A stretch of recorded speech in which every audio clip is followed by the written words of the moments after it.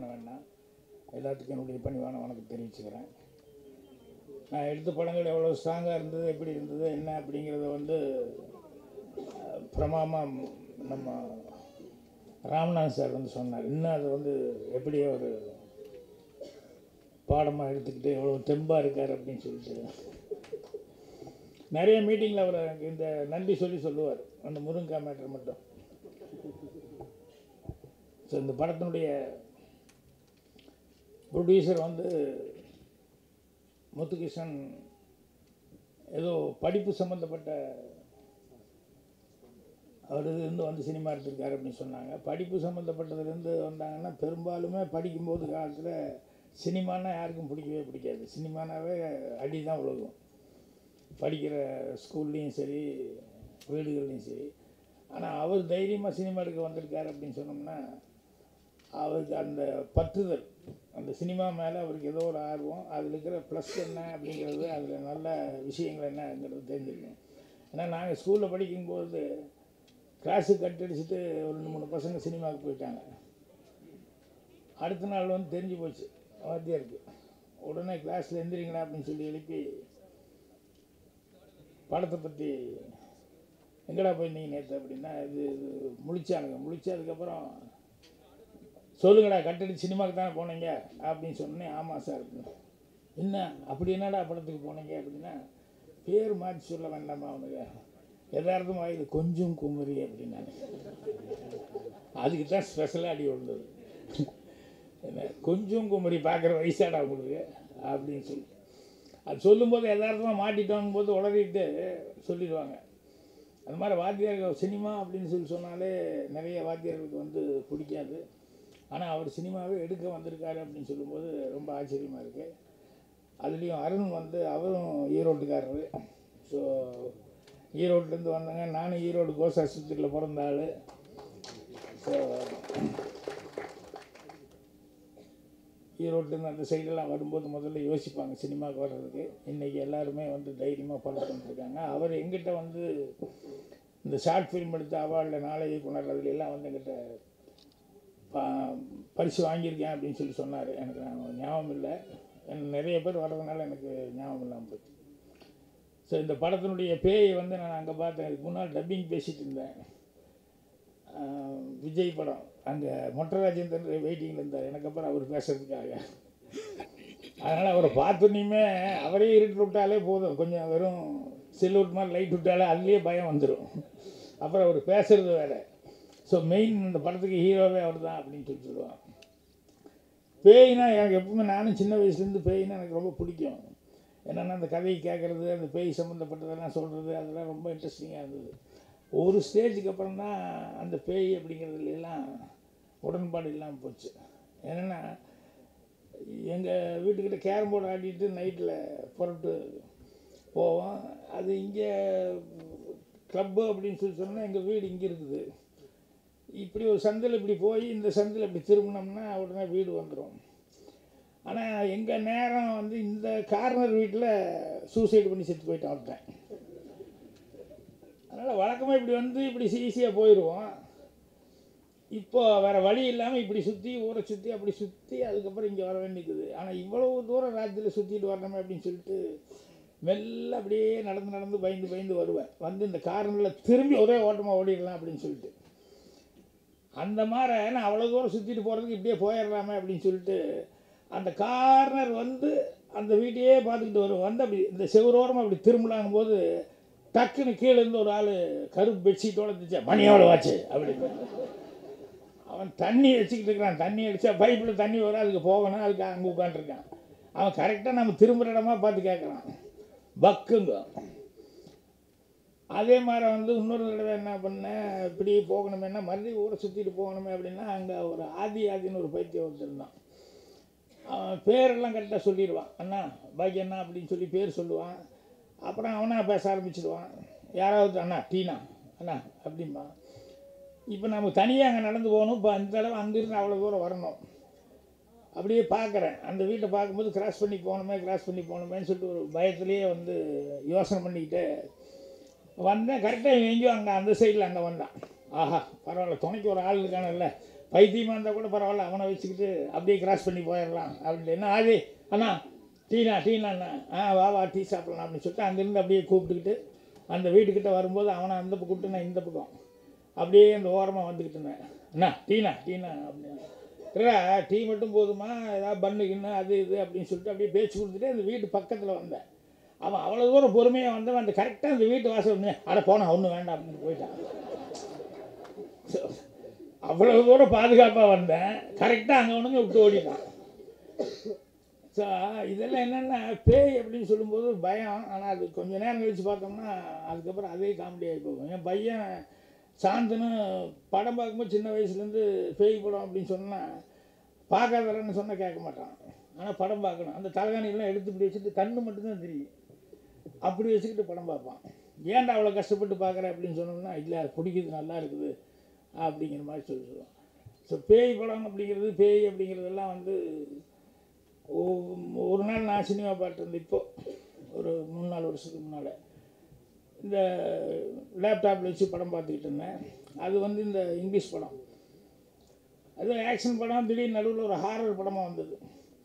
அதில் ஒரே ரத்த கலரியாக அப்படிங்கிற மாதிரிலாம் கையில் அந்த இதெல்லாம் வச்சுட்டு ஒரே ரத்த கலரியாக பார்த்தாலே ஒரு மாதிரியாக இருந்தது. சரி ராத்திரி 1:30-2 மணிக்கு இந்த படமாக போடுறது அப்படின்னு சொல்லிட்டு அதை நான் ஃப்ரீஸ் பண்ணிவிட்டு அப்புறம் வேறு ஏதாவது படம் இருக்கான்னு பார்த்தேன். அப்போ டிஸ்கில் இருந்து இந்த படத்தை எடுத்துட்டு அதுக்கப்புறம் அதை வச்சுட்டு வேறு படம் எடுத்தேன். அந்த படம் எடுத்துகிட்டு இது பரவாயில்ல, இது ஏதோ கொஞ்சம் காமெடிக்க முடியும் அப்படின்னு சொல்லிட்டு இப்படி திரும்பினா ஸ்க்ரீனில் வந்து அப்படி நிற்கிறது, அப்படியே நிற்கிது. கொஞ்ச நேரம் யோசிக்கிறேன், அப்புறம் மறுபடியும் எடுத்து பார்க்குறேன். அதுலேருந்து எடுத்தாச்சு கேசட்டு, சிடி எடுத்துட்டேன். ஆனால் அது அப்படியே நிற்கிது. அப்படின்னா ராத்திரி 2 மணி. அப்புறம் சரின்னு பார்த்துட்டு அப்படியே யோசித்து பார்த்தேன்.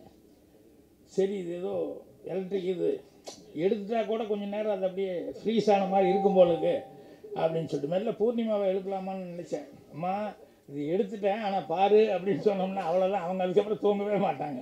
நீங்கள் எப்போ பாரு ராத்திரி இப்படி அப்படின்னு. ஸோ அந்த மாதிரி பேய்னா இப்போ நிறைய விஷயங்கள், காமெடியான விஷயங்கள் லைஃப் லாங் நடந்துக்கிட்டே இருக்கும். பேய் அப்படிங்கிறதுல வந்து ஒரே ஒரு கேள்வி தான் கேட்க ஆரம்பித்தேன் நான். அதுக்கப்புறம் வந்து அந்த பேய் பயம் போயிடுச்சு. என்ன பேய்னா உடனே வந்து அதை அடித்து கொண்டுரும் அப்படின்னு சொல்லி சொன்னோம்னா இன்றைக்கி நாட்டில் போலீஸ் ஸ்டேஷனுக்கு இந்த மாதிரி கோர்ட்டு இதுக்கெல்லாம் வேலையே கிடையாதுங்க. ஏன்னா ஒருத்தர் 4 பேர் சேர்ந்து வெட்டிட்டான்னு சொன்னோம்னா பேயாச்சுன்னா உடனே 4 பேர்த்து அவன் வந்து ராத்திரியில் டப்புன்னு புடனு அடித்து நாக்கெல்லாம் தொங்குற அளவுக்கு பண்ணிட்டு போயிடுவானல்ல. ஸோ போலீஸ் ஸ்டேஷன்லாம் போலீஸ்காரன் ஏன் தேடிக்கிட்டு இருக்கான், யாரா வெட்டான்னு தேடிக்கிட்டே இருக்கானுங்களே. ஸோ பேய் இருந்ததுன்னா கண்டிப்பாக ரிவெஞ்ச் எடுத்துருமில்ல. நம்ம சினிமாவில் மட்டும்தான் பேய் ரிவெஞ்ச் எடுக்கும். ரியல் லைஃப்பில் ரிவெஞ்ச் எல்லாம் எடுக்கிறதே கிடையாது, பேய் இது பண்ணுறது இல்லை. ஆனால் தற்காலிகமாக அதாவது தற்செயலாக சில விஷயங்கள் நடக்கும். பேய் நடக்கிற மாதிரி சில விஷயங்கள் நடக்காது. வில்லேஜில் கூட விளையாட்டாக சொல்லுவாங்க. ஆனால் விளையாட்டாக சொன்னால் கூட அது வந்து ரியலாகவும் நடந்துடும். ஒருத்தன் வந்து நிலத்தகராறு, அதில் ஒன்று சண்டை, அவனுக்கு இவனுக்கு சாதாரணமாக பேசிகிட்டு இருப்பாங்க. இருந்தாலும் அந்த நிலத்தகராறு மனசுக்குள்ளேயே இருந்தது. கொஞ்சம் சரக்கு அடிக்கலாமான்னு சொல்லிட்டு 2 பேரும் சரக்கு அடிச்சுட்டே இருந்தானுங்க. அவனுக்கு கொஞ்சம் அதிகமாக ஊற்றி விட்டு போட்டிவன் தப்புன்னு எப்போ பாரு கிட்ட நிலத்தகராறு பண்ணிட்டேக்க நீ ராஸ்கல் அப்படின்னு சொல்லிட்டு அவன் கொஞ்சம் ஃபுல் போதையில் அவன் அப்படி படுத்துருக்கிறான். அவனால் முடியல. இவன் ஒரு பெரிய கல் எடுத்தான், இன்னையோடு நீ போய் சேர்ந்துடுறான் அப்படின்னு சொல்லிட்டு. இப்போ அந்த தலையில் போடும்போது அவனால் எந்திரிக்கவும் முடியல, ஒன்றும் முடியல. அவன் அப்படியே பார்க்குறான். பார்த்துட்டு கண்டிப்பாக போகிறாங்க போது அவனுக்கு கண்ணுக்கு தெரிஞ்சு அது பௌர்ணமி நிலவு தான். நிலாவே நீ தான் சாட்சி அப்படின்னா இதான் நிலா சாட்சின்னு டப்புன்னு போட்டான். அதுக்கப்புறம் எல்லாம் கட்டி அதை எடுத்து சாக்கு பையில் கட்டி அங்கே பக்கத்துலேயே ஆற்றுல தண்ணி விட்டான். அது போயிடுச்சு. ஆனால் அவன் சாகும்போது நிலாவே நீ தான் சாட்சி அப்படின்னு சொல்லி போட்டு அவன் அதுக்கு சாகும்போது அவனுக்கு என்ன செய்யறதுன்னு தெரியல, யாருமே பக்கத்தில் இல்லை.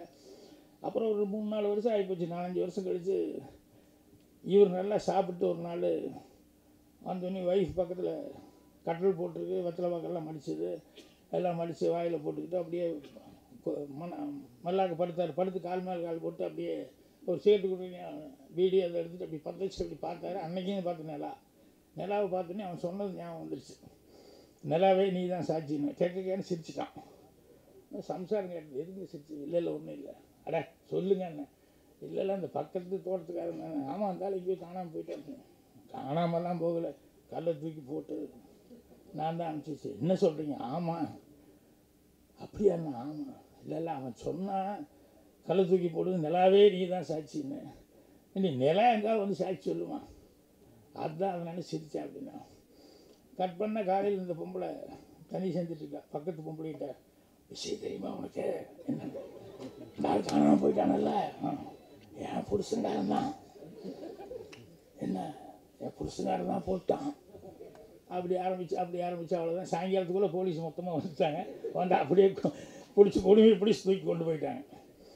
ஸோ சில விஷயங்கள் வந்து இது பேய் மாதிரி இல்லைன்னா கூட சில விஷயங்கள் அப்படி மனசார அவன் சாகும்போது ஒன்று சொல்லிட்டு செத்தான்னா அது ஏதோ ஒரு விதத்தில் அது ஒரு பவர். அவனுக்கு கடைசியில் அந்த பழிங்கிறது வந்து அந்த அவன் சாகும்போது அந்த இருந்த ஃபீலிங் வந்து அவனை வந்து ஏதோ ஒரு விதத்தில் வந்து இந்த மாதிரி நிறையா விஷயங்கள் பேய் அப்படின்னு சொல்லுவோம். பேய் நம்புற மாதிரி இருக்கும், ஆனால் அதே நேரத்தில் வந்து நம்பாத மாதிரி நிறையா விஷயங்கள் நடக்கும். ஏன்னா எங்கள் வீட்டில் பக்கத்தில் வந்து ஒரு லேடி, ரொம்ப வயசான ஒரு லேடி, அவங்கள வந்து எல்லோரும் பைத்தியக்காரிசிங்கிற மாதிரி தான் சொல்லுவாங்க. என்னென்னா அவங்க மில்லு வேலைக்கு போயிட்டுருக்காங்க, பூரா தலையில் பஞ்சோடு அப்படியே வருவாங்க. வர தானாக கொஞ்சம் நேரம் பேச ஆரம்பிச்சிடுவாங்க ரோட்டில். அதனால் தானாக ஏதோ கணக்கு உனக்காக சொல்லிவிட்டு இல்லை நாளைக்கு போய் எங்கே போய் அது கிடைக்குமோ கிடைக்காதோ அப்படி இப்படின்னு பேசிக்கிட்டே போகும். தனியாக அது பேசுகிறதுனால வந்து பைத்தியக்காரிசி அப்படிம்பாங்க. திடீர்னு அந்த அம்மா ஒரு நாள் சாமி ஆட ஆரம்பிச்சிருச்சு அப்படின்னாங்க. என்னடா அந்த அம்மா சாமி ஆட ஆரம்பிச்சிச்சு அப்படின்னா பார்த்தா நிறைய பேர் வர்றாங்க. அந்த அம்மா சாமி ஆடுது, யாருக்கோ குறி சொல்லுது. அப்புறம் பார்த்தா எல்லோரும் அந்த அம்மா காசு கீசெல்லாம் கேட்குறதில்ல, அவங்களே வந்து பழம் வெத்தலை பாக்கு அது இதெல்லாம் வாங்கிட்டு அப்புறம் அவங்களே குரு காணிக்கு மாதிரி 50 ரூபாய் 100 ரூபா ஏதாவது ஒன்று வைப்பாங்க, வச்சுட்டு இது பண்ணுவாங்க. அதுக்கப்புறம் எல்லாத்துக்கும் ஃபேமஸ் ஆகி போச்சு. எங்கள் வீட்டில் ஒரு நாள் சிரிச்சுக்கிட்டு, அட இவன் பைத்தியக்காசி இவரில் குறி சொல்கிறான், எனக்கு ஒன்றும் புரியலையே அப்படின்னு சொல்லிட்டு. ஏன்னா எங்கள் அம்மாவுக்கு எங்கள் பாட்டிக்கெல்லாம் ஃப்ரெண்டு தான், அதே வயசு தான். எல்லோரும் பேசிட்டு சரி நான் ஒரு தடவை போய் கேட்டு வர்றேன் அப்படின்னு சொல்லிட்டு எங்கள் அத்தை ஏதோ புறப்பட்டு போனாங்க.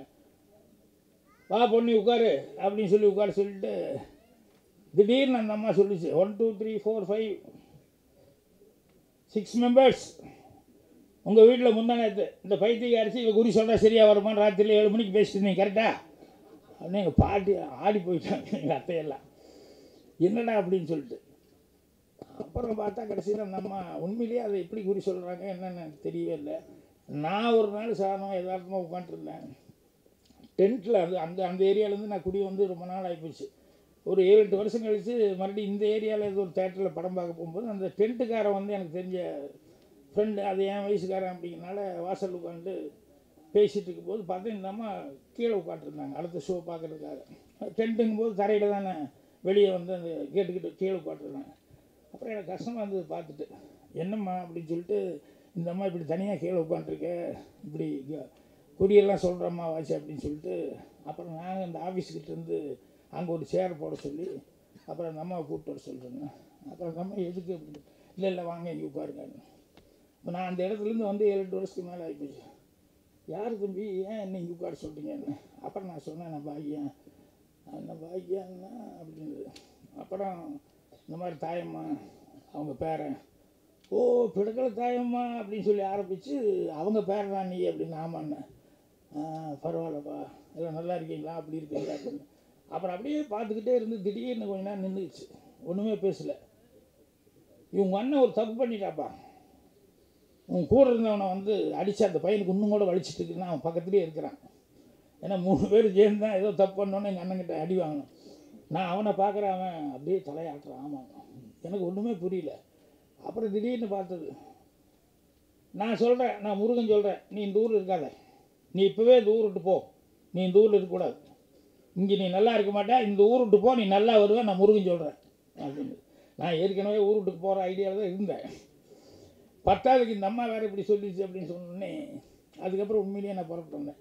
அதுக்கப்புறம் வந்ததுக்கப்புறம் கூட பாக்கியாவில் வந்து இதை பற்றி எழுதிட்டு இருந்தேன். என்னென்னா சில பேருக்கு சில பவர்கள், அவங்க எப்படி அப்படி பேசுகிறாங்க என்னென்ன, அதெல்லாம் அமானுஷ்யமான சில விஷயங்கள். ஏன்னா எந்த லாங்குவேஜும் தெரியாமல் இருந்திருப்பாங்க, திடீர்னு பார்த்தா 2-3 லாங்குவேஜில் பேச ஆரம்பிப்பாங்க. அதனால் இந்த பேய் அப்படின்னு சொல்லும்போது அது கடைசி வரைக்கும் சுவாரஸ்யமான சமாச்சாரம் தான்.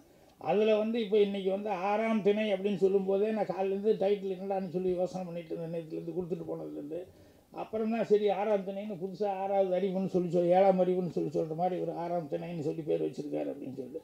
ஸோ அதனால் இந்த களம் அப்படிங்கிறது வந்து உண்மையிலேயே வந்து எல்லாத்துக்கிட்டேயுமே வந்து இன்ட்ரெஸ்டிங்கான ஒரு மேட்ரு. இந்த மேட்ரு லவ் சீனுன்னா எப்படி, லவ் படம் அப்படின்னு சொன்னோம்னா கேட்பாங்க, ரிவெஞ்சுன்னா எப்படி, அந்த மாதிரி ஒவ்வொரு படங்களுக்கு இல்லையா சென்டிமெண்ட்னு சொல்லி, அந்த மாதிரி பேய் அப்படிங்கிறதும் வந்து அந்த காலத்துலேருந்து இந்த காலம் வரைக்கும் இன்கார்னேஷன் படங்கள், இந்த மாதிரி பேய் படங்கள் எல்லாமே எத்தனையோ படங்கள் சக்ஸஸ் ஆகிருக்கு. ஆனால் சொல்கிற விதத்தில் சொன்னால் தான் அது சக்ஸஸ் ஆகும்.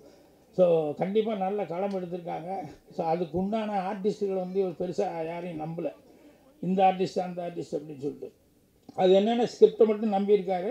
எனக்கு நான் கடவுள் நம்ம ராஜேந்திரமான ஆளுக இருந்தாலே போதுமானது அப்படிங்கிற மாதிரி ஸ்கிரிப்டை நம்பி எடுத்திருக்காரு. அதனால் கண்டிப்பாக ஸ்கிரிப்ட் நல்லா இருந்தது அப்படின்னு சொல்லி சொன்னோம்னா இந்த படமும் ஜெயிக்கும். அதனால் பேய் படம் அப்படிங்கிறது இந்த படம் அந்த படம் தாங்கிறது இல்லை. பேய் படம் கூட ஜனங்களுக்கு எப்போவுமே ஆர்வம் உள்ள ஒரு படம் தான். இங்கிலீஷ்லேயும் சரி, எக்ஸாரிஸ்ட் படத்துலேருந்து இன்னும் நிறைய படங்கள் வந்து அந்த காலத்துலேருந்து இன்றைக்கி போட்டாலும் வந்து அந்த மாதிரி படங்கள் ஓடிட்டுருக்கு. இன்னையா நம்ம தமிழ் ஆள் ஒருத்தன் அந்த ஷியாமலான்னு ஒருத்தன் இங்கிலீஷ் படம் பண்ணிக்கிட்டு இருக்கேன். அந்த படமும் வந்து அவ்வளோ பெரிய சக்ஸஸ் ஆச்சு. அதுவும் வந்து சிக்ஸ் சென்ஸா அந்த படம், அதுவும் இந்த பேய் இது மாதிரி சம்மந்தப்பட்டது தான். அதனால் சொல்கிற விதத்தில் சொன்னோம்னா கண்டிப்பாக இது எப்பவுமே பே பண்ணக்கூடிய படம் தான். ஸோ ரொம்ப சிரமப்பட்டு இந்த படத்தை பண்ணியிருக்காரு. அவருக்கு அட்வான்ஸாக என்னுடைய வாழ்த்துக்களை தெரிவிச்சுக்கிறேன். நன்றி, வணக்கம்.